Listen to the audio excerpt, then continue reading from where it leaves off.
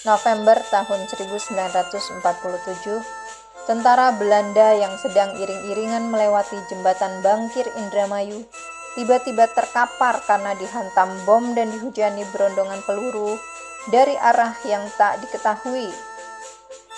40 prajurit Belanda mati dalam peristiwa tersebut.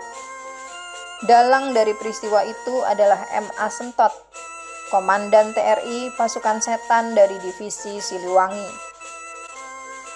Pasca terjadinya peristiwa pembunuhan prajurit Belanda yang sedang melakukan agresi militer satu itu, nyawa M.A. Sentot dihargai tinggi oleh Belanda. Ia dikejar-kejar dan diburu tentara Belanda.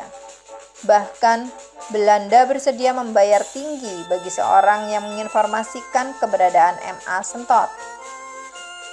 Tapi bukan pasukan setan namanya, kalau mudah ditemukan Belanda. M.A. Sentot dikenal pandai dalam menyamar. Tak terduga-duga jika dia melakukan serangan. Sebab itulah ia menamai pasukannya dengan nama pasukan setan. Tahun 1948, TRI Divisi Siliwangi hijrah ke Jawa Tengah dan Yogyakarta sebagai akibat dari perjanjian Renville antara pemerintah Indonesia dengan Belanda. Begitupun dengan M.A. Sentot. Dari Indramayu, ia memimpin pasukannya hijrah menuju Jawa Tengah dan Yogyakarta. Tahun 1949, Belanda mengakui kemerdekaan Indonesia. Oleh sebab itu, TRI Divisi Siliwangi yang sebelumnya berkumpul di Jawa Tengah kemudian kembali ke Jawa Barat. Peristiwa kembalinya tentara dari Jawa Barat dari Jawa Tengah menuju ke Jawa Barat ini dalam peristiwa sejarah disebut Long March Siliwangi.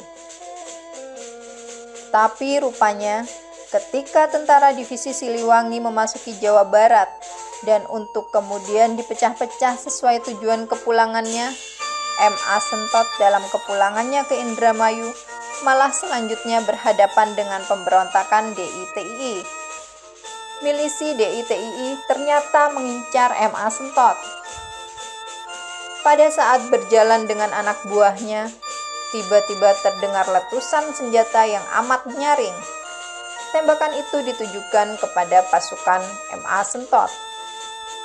Beliau memerintahkan pasukannya untuk maju, namun karena rentetan tembakan tersebut terus-menerus ditembakkan, anak buah M.A. Sentot yang umumnya syok hanya bisa tiarap sambil sesekali melakukan tembakan-tembakan ngawur ke arah bunyi rentetan tembakan musuh. Waktu itu M.A. Sentot tidak sempat tiarap. Ia dikisahkan dalam pertempuran ini kebal peluru, bahkan peluru yang diberondongkan ke badannya itu jatuh berguguran ke tanah. Aneh memang. Kisah mengenai kebal pelurunya M.A. Sentot tersebut dikisahkan oleh salah satu anak buahnya yang bernama Bapak Kaswinah. Bahkan katanya, ia melihat dengan mata kepalanya sendiri. Menurutnya, kalau perang, Pak Sentot di tengah-tengah. Kasih arahan maju, sisi kanan, maju, sisi kiri. Udah kayak pemain sepak bola aja. Kalau M.A. Sentot kena tembak, nggak apa-apa. Kalau diberondong senapan mesin ringan brand, malah pada jatuh pelurunya. Kenang Kaswinah. Sementara kita anak buah yang lain tiarap, dia mah berdiri terus. Perintah maju sini, maju sana, kayak orang ngangon bebek. Boro-boro ditembak dari jauh. Ditembak dekat dari jendela pakai brand sama DITII. Enggak apa-apa. Pelurunya pada ngampar di bawah dan cuma diketawain aja sama Pak Sentot.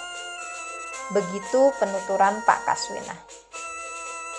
Demikianlah mengenai kisah M.A. Sentot, pahlawan kemerdekaan yang diburu Belanda dan diincar DITII. Jasa perjuangannya untuk kemerdekaan sungguh luar biasa.